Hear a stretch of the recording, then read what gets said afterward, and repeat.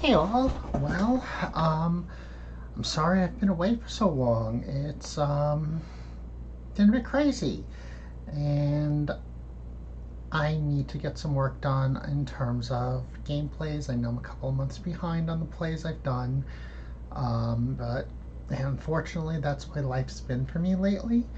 Um, so today I'm actually just going to start with a simple unboxing and go through some of the stuff I ordered. In November, I will be attending Grimnir Tactical's not Operation, but Conflict Anthropos 2 at my local airsoft site, and the side that I signed up for only allows traditional military ghillies. Now, I tend to use a lot more Leaf suits. I tend to follow Kicking Mustang and use a lot of his concealment system products, and thus I needed to place an order, which you see in front of me, for more traditional materials to make another suit for myself, which I'm perfectly fine with. I enjoy crafting, I really do, and I hope to actually put up some videos of crafting this outside of progress photos that I normally do on my Instagram channel. So, first off, I placed my order from the Ghillie Suit Warehouse. It's an online shop that sells traditional materials as well as some Leaf products. They're mainly with Arcturus camo. So let me get into this, because I did order an actual crafting kit and some additional fiber to try and really match the time of year, because November up here in the northeast of the states, it's very brown. It's sometimes a bit white too, depending on how early the snow wants to come. So let's get into this. And for now, I'm just gonna get this out of the way because I got a lot coming out of here. So with the order that I placed, I got 10 different fibers, and when I say different, I mean dyed fibers. I also got a few 5-foot by 9-foot ghillie netting, so that I can actually attach two BDUs and then attach all the fibers to it. So I bought some 20-pound high-strength fishing line to sew the netting on. I bought myself a completely new set of BDUs to turn into this ghillie, which is actually a very traditional way of doing it, and some needles just to sew the fishing line on. I might need to get better needles. For now, we'll give these a try and see how that goes, but I'm expecting I'll need to get something a little bit more substantial to make this work a little bit easier. Now, so in terms of the cord, I got this one, which is a woodland mix.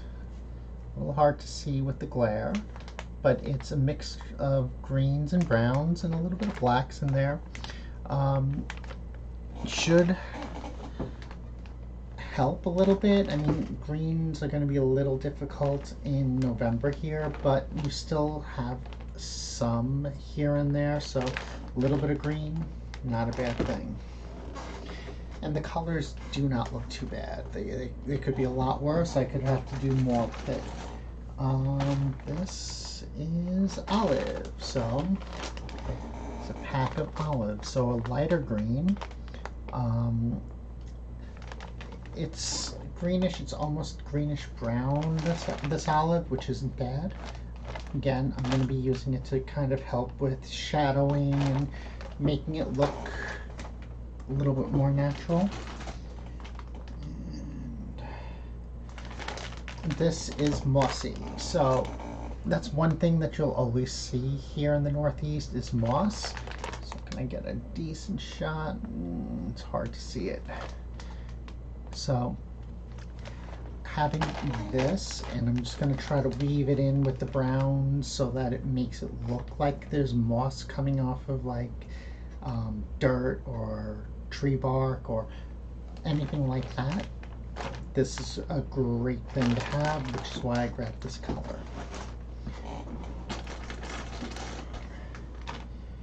And this is just a brown, so it's, I wish these were a little bit easier to see.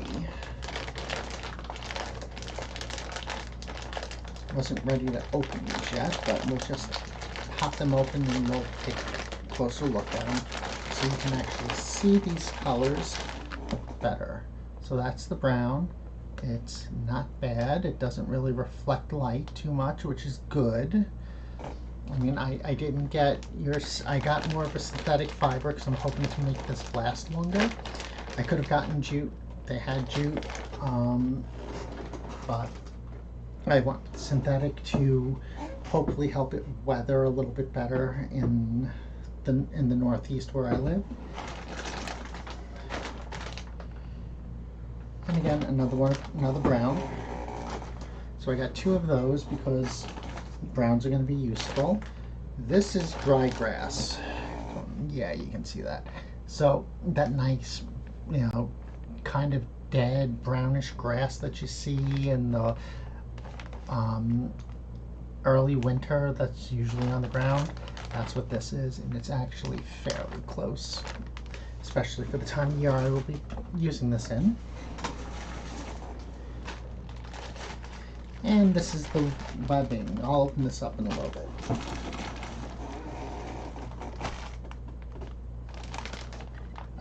These are the dark browns. So these I'm going to use to actually try and mimic trees and dirt and mud. Let's get this open so you can actually get a good look at it. So it's really dark. It's really nice. It's actually closer to black than I thought it was going to be. But used right, it creates nice shadows and it will allow me to make depth in the ghillie suit, which is just as important. You don't want to just throw colors on there. You try to create depth with the colors, and then you're also trying to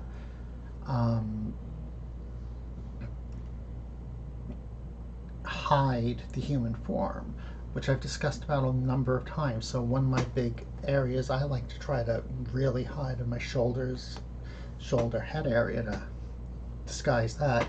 Now I do have a boonie coming in that I'm going to attach webbing to and hang this off, so that will also help shape that out a bit better. Oh, I'm running out of room. And another dry grass, and looks like another olive. And that's all the threads. Or excuse me, it might be a mossy. I just can't tell the tags ripped on this one.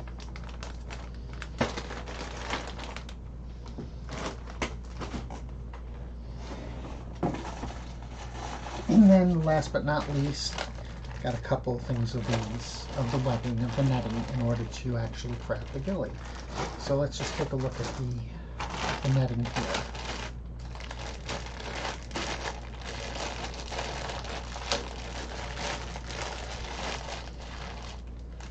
So as you can see, it's just like a standard net that I'm going to sew onto my BDUs. Excuse me. So I'm already have my mannequin set up and ready. I just have to drape this, get it pinned on, or start sewing it on. And then what I'll do is I'll sew it on, add some shoe glue over it, just to add some strength, and then keep going. Once this is on in its stride, So I'm expecting this to take a good week or two for me to get this draped on there properly. But once that's done, then I'll start adding all the fibers so that I build out the suit.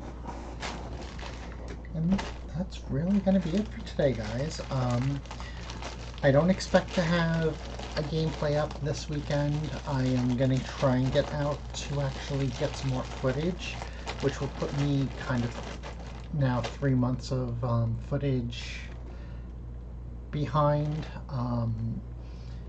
So hopefully, if not this weekend, sometime over the week, I'll be able to get something done. I am working different hours now. I don't work from home anymore.